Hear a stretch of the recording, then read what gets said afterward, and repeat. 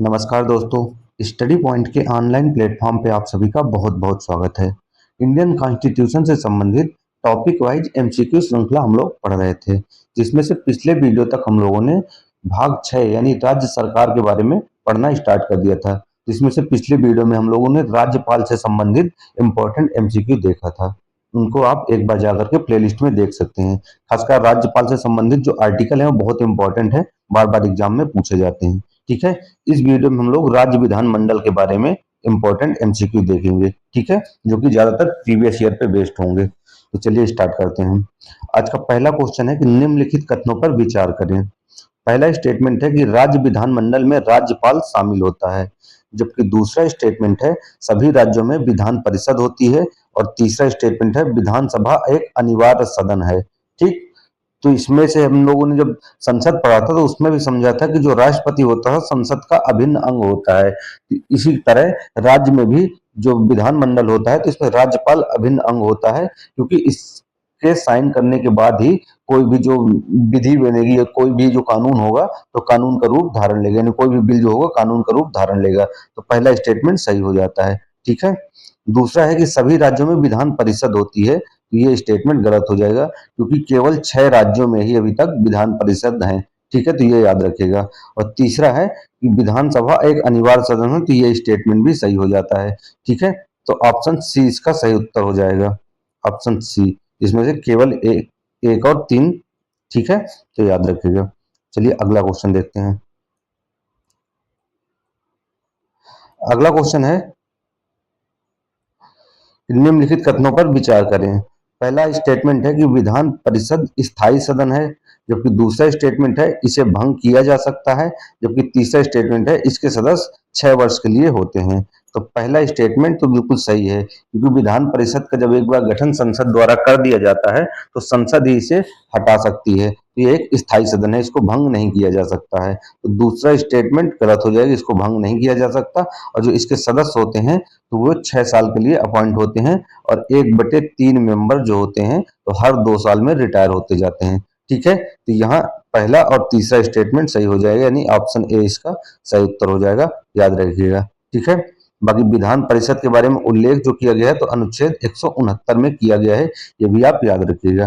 ठीक है, 168 में विधानमंडल के बारे में बात की गई है, ये आर्टिकल भी याद रखिएगा। 169 में विधान परिषद और जो विधान मंडल है जिसके अंतर्गत आते हैं विधानसभा, विधान परिषद और राज्यपाल, तो ये 168 में उल्लेख किया गया है। ठीक, अगला क्वेश्चन देखते हैं। अगला क्वेश्चन देखते हैं। तो अगला है कि धन विधेयक केवल विधानसभा में प्रस्तुत होता है। दूसरा स्टेटमेंट है परिषद उसे 14 दिन तक रोक सकती है, जबकि तीसरा स्टेटमेंट है परिषद उसे अस्वीकार कर सकती है।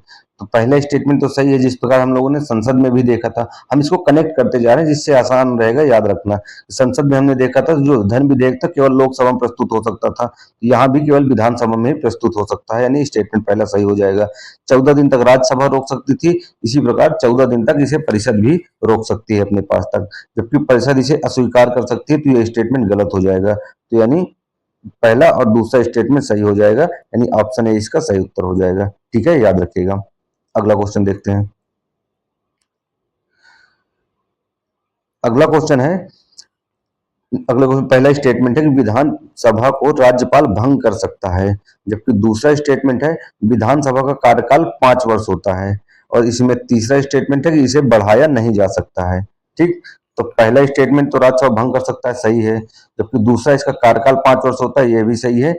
ये तीसरा स्टेटमेंट गलत हो जाएगा, क्योंकि आपातकाल की स्थिति में इसको 1 साल तक बढ़ाया जा सकता है। ठीक, तो ऑप्शन ए इसका सही उत्तर हो जाएगा, केवल 1 और 2।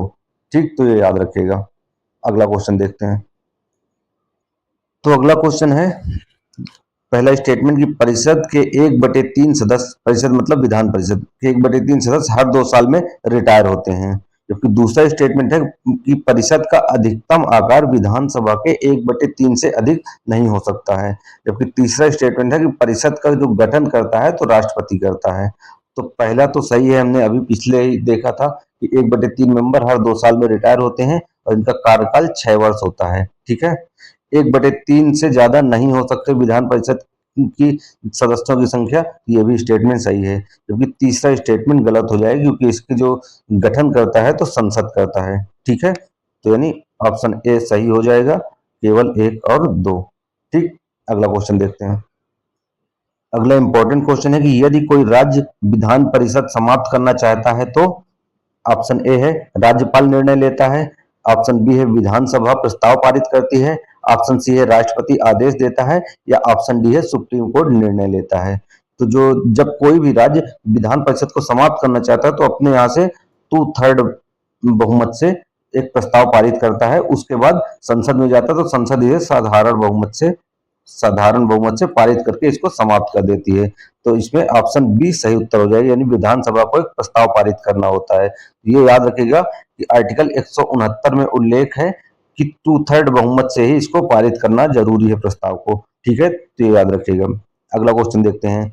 जो विधान परिषद है तो वास्तव में किस प्रकार का सदन है? एक शक्तिशाली सदन है, समीक्षा करने वाला सदन है, न्यायिक सदन है, या कार्यपालिका संबंधी सदन है?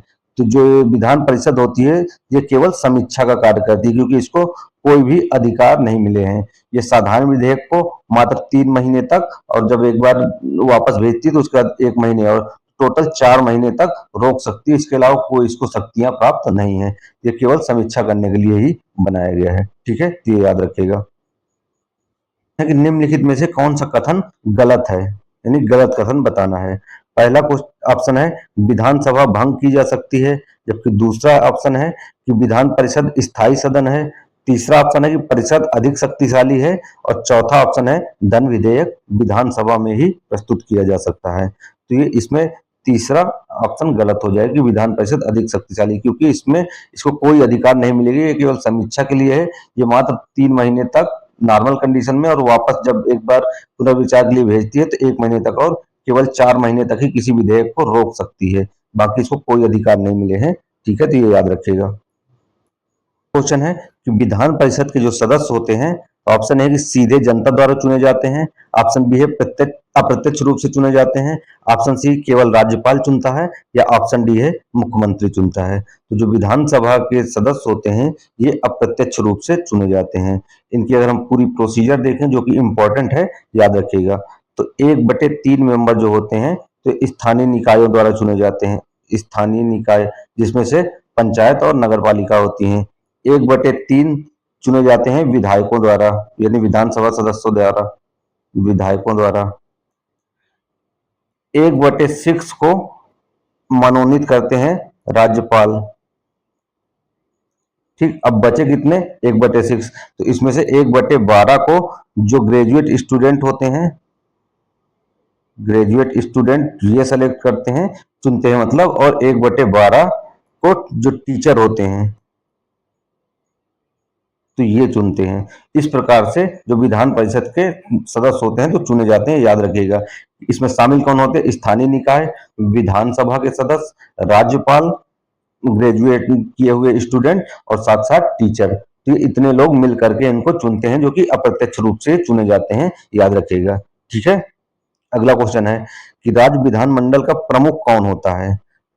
विधानमंडल का मुख्यमंत्री, राज्यपाल, स्पीकर, या प्रधानमंत्री? तो राज्यपाल प्रमुख होता है, क्योंकि कार्यपालिका का जो प्रमुख होता है, तो जिस प्रकार केंद्र में राष्ट्रपति, तो इसी प्रकार राज्य में राज्यपाल होता है। तो ये याद रखिएगा।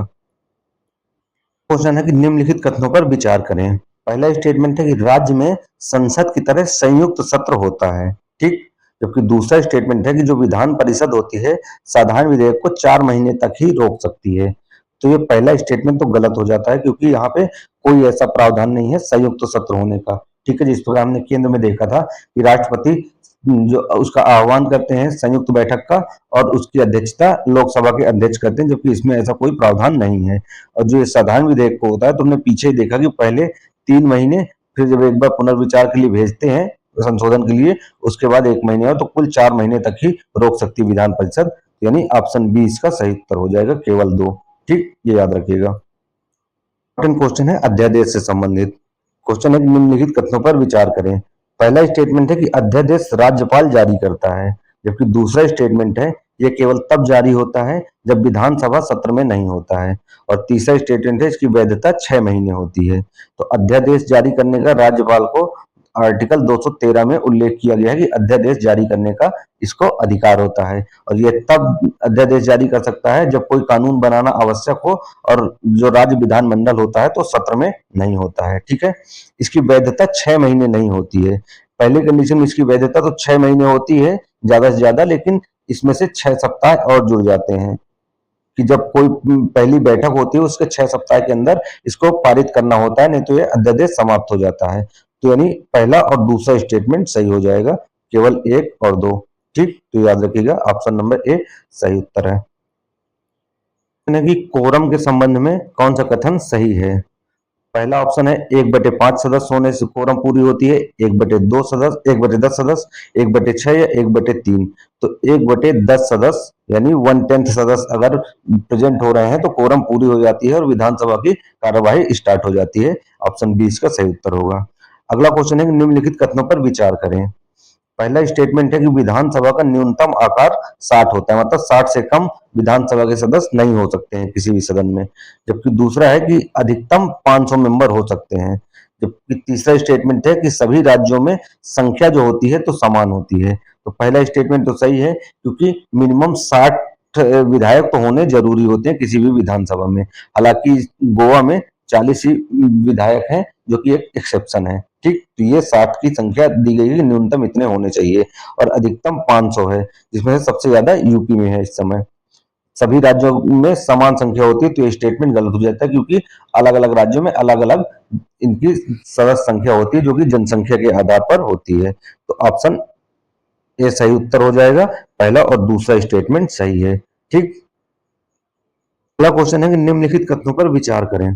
पहला स्टेटमेंट है कि विधान परिषद में 1/6 सदस्य राज्यपाल द्वारा नामित होते हैं। जबकि दूसरा स्टेटमेंट है कि शिक्षक और स्नातकों का प्रतिनिधित्व भी होता है इनको चुनने में। जबकि तीसरा स्टेटमेंट है कि सभी सदस्य सीधे जनता द्वारा चुने जाते हैं। तो हमने पीछे ही समझा था कि 1/3 स्थानीय निकाय द्वारा, 1/3 विधायकों द्वारा, 1/6 को नामित करते हैं राज्यपाल, 1/12 ग्रेजुएट स्टूडेंटों द्वारा, और 1/12 टीचर द्वारा। तो ये 5 ही होते हैं जो इसके मतलब वोट डालने में शामिल होते हैं। तो यहाँ पहला और दूसरा सही हो जाएगा, यानी ऑप्शन नंबर ए इसका सही उत्तर हो जाएगा। ठीक, जनता द्वारा प्रत्यक्ष रूप से नहीं चुने जाते, क्योंकि इनका चुनाव अप्रत्यक्ष रूप से होता है। निम्नलिखित कथनों पर विचार करें। पहला स्टेटमेंट है कि राज्यपाल विधानसभा को भंग कर सकता है। जबकि दूसरा स्टेटमेंट है राज्यपाल परिषद को भी भंग कर सकता है, और तीसरा स्टेटमेंट है कि जो विधान परिषद होती है स्थायी सदन है। ठीक, तो पहला स्टेटमेंट तो सही है कि विधानसभा को भंग कर सकता है, जिस प्रकार से राष्ट्रपति लोकसभा को भंग कर सकते थे। अगला है स्टेटमेंट कि राज्यपाल परिषद को भी भंग कर सकता है, तो ये स्टेटमेंट गलत हो जाए, क्योंकि ये एक स्थायी सदन होता है। स्थायी सदन, इसके 1/3 मेंबर हर 2 साल में रिटायर्ड होते हैं। ठीक है, ये एक स्थायी सदन है, तो यानी पहला और तीसरा सही हो जाएगा, यानी ऑप्शन नंबर ए इसका सही उत्तर हो जाएगा, केवल 1 और 3। ठीक है, अगला क्वेश्चन देखते हैं। तो अगला क्वेश्चन है कि निम्नलिखित कथनों पर विचार करें। इसमें भी स्टेटमेंट है कि पहला स्टेटमेंट है धन विधेयक केवल विधानसभा में ही पेश किया जा सकता है।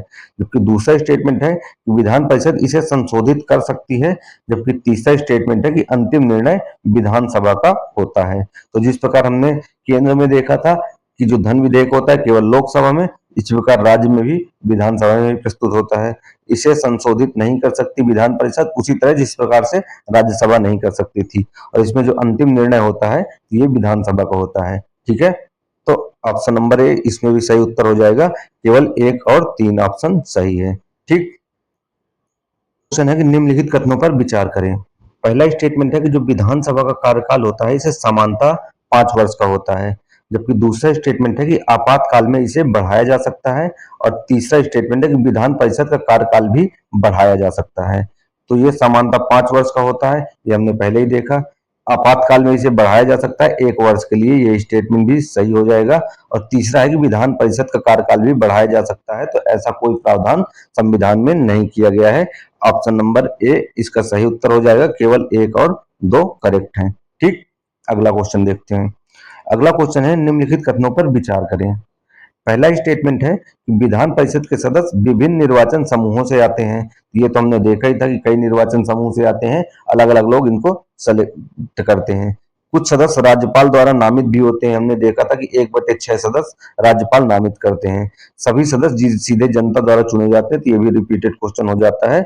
ऑप्शन नंबर ए इसमें सही उत्तर हो जाएगा। केवल 1 और 2 सही है। ठीक है, अगला क्वेश्चन देखते हैं। क्वेश्चन है कि यदि विधान परिषद किसी साधारण विधेयक को अस्वीकार कर दे तो उसमें क्या कंडीशन होती है। ऑप्शन ए है विधेयक समाप्त हो जाता है। ऑप्शन नंबर बी है विधानसभा फिर से इसे पास कर सकती है। ऑप्शन नंबर सी है राष्ट्रपति निर्णय लेता है। या ऑप्शन डी है सुप्रीम कोर्ट इस पर निर्णय लेता है। तो हमने देखा था कि जब लोकसभा के केस में था कि अगर जो राज्यसभा है इसको अस्वीकार करती थी तो समाप्त हो जाता था, जबकि इस केस में ऐसा कोई प्रावधान नहीं है। विधानसभा इसे फिर से पारित कर सकती है। ठीक है, तो ऑप्शन नंबर बी इसमें सही उत्तर हो जाएगा।